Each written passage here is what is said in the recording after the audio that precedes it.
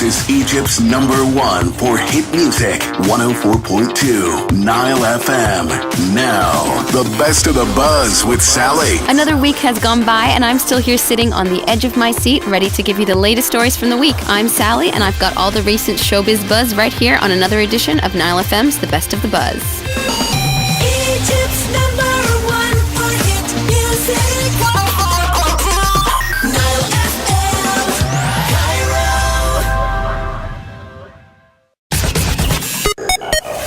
Hello there. Hope you're having a great weekend. This is The Best of the Buzz, and I'm Sally, your go-to person if you want to know what has been happening this week in the world of entertainment and celebrities. Well, there's one name throughout the week, actually, that has come up a fair amount, I think you'll agree. And I'm speaking of none other than Beyonce, the woman who, aside from Oprah, is so close to taking over the world, she actually wrote a song about it. Earlier this week, there was a lot of talk and gossip about her lip-syncing at the US presidential inauguration, and fans were all, what is this about? If Beyonce is lip-syncing, then what hope do the rest of us have? But Beyonce being Beyonce came right out and admitted to it and then owned it. She defended herself, saying, she was nervous because she didn't have as much rehearsal time as she would have liked, and then that was what influenced her decision to go ahead and mime her way through the performance. And of course, immediately questions started flying. Is Beyonce still Beyonce? Does she still have it? And then the Super Bowl happened. Oh yes, Beyonce was set to perform at this year's Super Bowl halftime, and what I love is that she owned that baby. No lip syncing, just a full-on 12-minute performance where she did hits like Love on Top, Baby Boy, Crazy on You, and even reunited with her old Destiny's Child gal pals Kelly and Michelle for a couple of minutes in her number,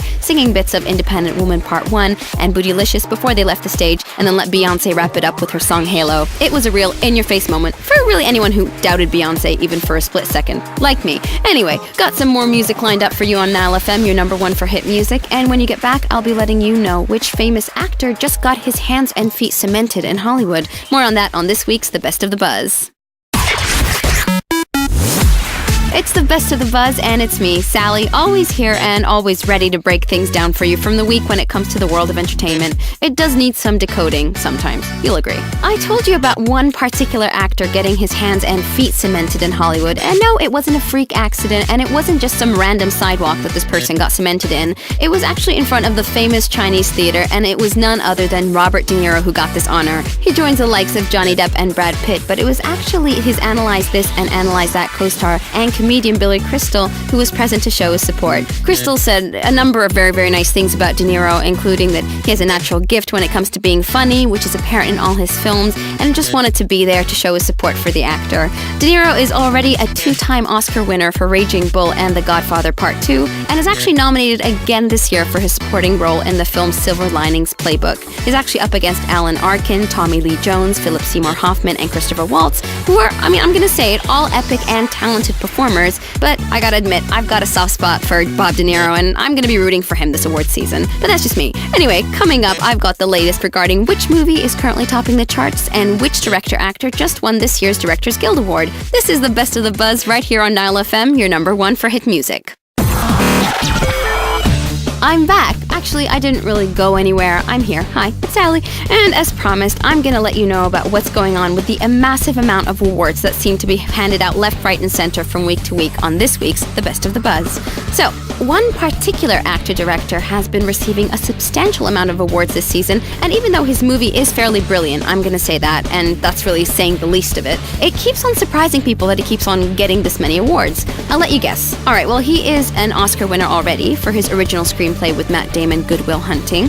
He was Jennifer Lopez's ex, and he is currently married to Jennifer Garner. Okay, so I didn't make that too hard, of course, and I'm talking about Ben Affleck and his new movie Argo that is just doing so well. Ben Affleck has just won the top film honor from the Directors Guild of America, which normally would make him a shoo-in for winning Best Director at this year's Oscars, but here's the catch. He wasn't actually nominated for Best Director at the Oscars this year, but the film has been nominated for Best Motion Picture of the Year, so, good luck, Ben. It's a tough category this year, but the good thing is he's so humble about it and all the nominations, and I also just cannot help but rooting for him, and I want him to win. Okay, so I want them all to win, which really can't happen, but hey, what's a girl to do? Anyway, more hit music on the way on Nile FM, your #1 for hit music, so stick around. Got more of what's buzzing for you shortly on The Best of the Buzz.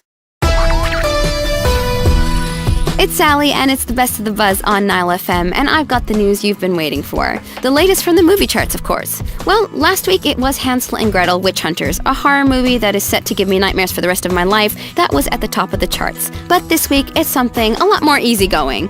It's a zombie rom-com called Warm Bodies. Oh yeah, they've exhausted vampire love stories, so zombies are the obvious untapped market. Nice going, Hollywood. Well, despite my skepticism, Warm Bodies is doing really well for itself, bringing in $20 million on its opening weekend. The film stars Skins actor Nicholas Hoult and Teresa Palmer, and does not come with vomit bags, so if you've got a weak stomach like me, you might want to bring those yourself. Also from the week, and moving as far away from zombies as possible, you may have heard that good old homeboy JT, that's Justin Timberlake in case you're not down with my lingo, is set to sing at this year's Brit Music Awards. This marks his return to the music scene, and he's got his new hit, Suit and Tie, which is quickly climbing the charts, which is really good.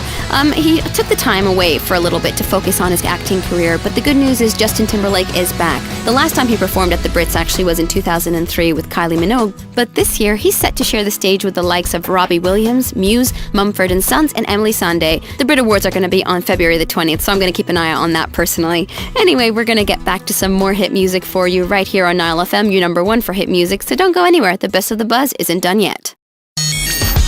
Well, it's almost 9 o'clock, and I've got one more story to share with you before heading off. This one is as bizarre as it gets in my opinion, and check it out. A French government minister has announced that a 200-year-old order preventing women from wearing trousers is no longer valid. The law was initially issued in 1800 and ordered women to seek police approval if they wanted to wear trousers or wanting to appear, according to their books, in the attire of a man. The order was later amended in 1892 and 1909 to allow women to wear trousers if they were, quote-unquote, holding a bicycle handlebar or the reins of a horse, but it officially remained on the books regardless. The law has been described as incompatible with French values, and even though it's taken so long, has finally been removed. I'm Sally, and that's my time up on this week's The Best of the Buzz, but you know I'll be back next week at the same time for more entertainment news and bizarre occurrences, because let's face it, I cannot stay away. And yes, there is no business like show business. You can also hear me on the Daily Buzz during the week, where I'll keep you updated regarding the latest in showbiz, sport, and more across the day on Nile FM.